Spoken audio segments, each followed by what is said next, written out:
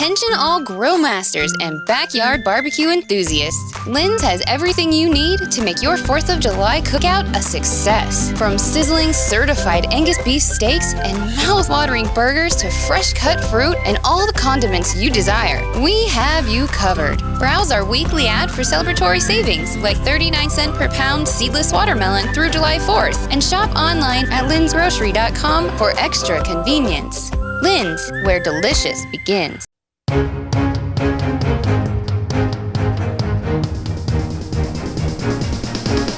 This is the Washington Times front page for Tuesday, October 15th, 2024. Thanks for joining us. I'm George Gerbo. The Supreme Court has not taken up any religious liberty cases for oral arguments for its new term. Alex Sawyer reports that's unusual, but court watchers say many cases will be waiting in the coming weeks. Cases pending review include a dispute over sacred land, the religious nature of Catholic charities, and a dispute over mandatory LGBTQ story time for elementary school children. For the Supreme Court to grant oral arguments, at least 4 justices must vote in favor of reviewing any legal battles. Guess who's back? Giant pandas are returning to the Smithsonian's National Zoo in Washington this week. Sean Salai reports male Bao Li and female Qing Bao are scheduled to arrive on a chartered FedEx cargo flight from China. Like earlier generations of National Zoo pandas, the pair must be quarantined for 30 days upon arrival and then adjust to their new habitat before they're introduced to the viewing public. The bears are on loan for 10 years, and zoo officials haven't specified when they will make their public debut. The pair replaces 3 pandas that were sent back to China last year as the panda program temporarily ended as political tension between the U.S. and China escalated. Vice President Kamala Harris has begun specifically targeting black voters amid signs that former President Trump's support among the critical voting bloc threatens her chances of winning in November. Susan Ferricchio reports Harris has announced an opportunity agenda for black men. The 5-point plan includes legalizing recreational marijuana, regulating digital currency, providing fully forgivable startup loans, incentives to become teachers, and apprenticeship programs. The Harris campaign has also deployed former Presidents Obama and Clinton as surrogates to sway black voters, including at recent stops in Pittsburgh and Georgia.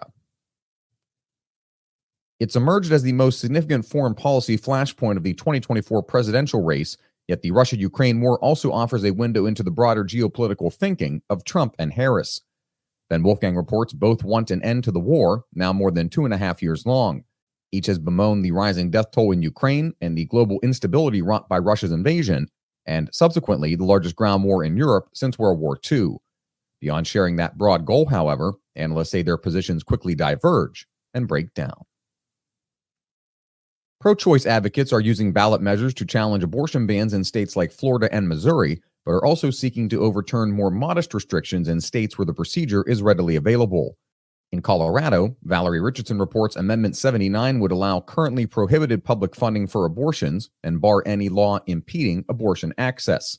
The Centennial State is one of 10 where voters will decide on proposed constitutional amendments billed as efforts to save reproductive rights from restrictive bans.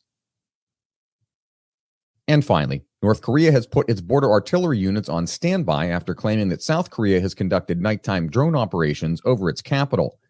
Andrew Salmon reports North Korean leader Kim Jong-un's regime is complaining that drones have dropped leaflets onto Pyongyang 3 times this month. On Monday, North Korea announced that it had ordered 8 border artillery brigades to be placed on heightened alert.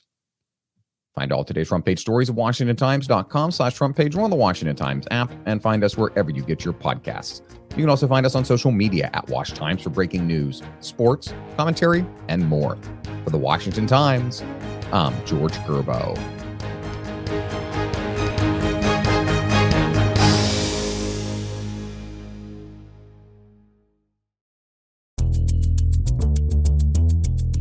Okay, it's official. We are very much in the final sprint to Election Day. And face it, between debates, polling releases, even court appearances, it can feel exhausting, even impossible to keep up with. I'm Brad Mielke. I'm the host of Start Here, the daily podcast from ABC News. And every morning, my team and I get you caught up on the day's news in a quick, straightforward way that's easy to understand with just enough context so you can listen, get it, and go on with your day. So, kickstart your morning. Start smart with Start Here and ABC News, because staying informed shouldn't feel overwhelming.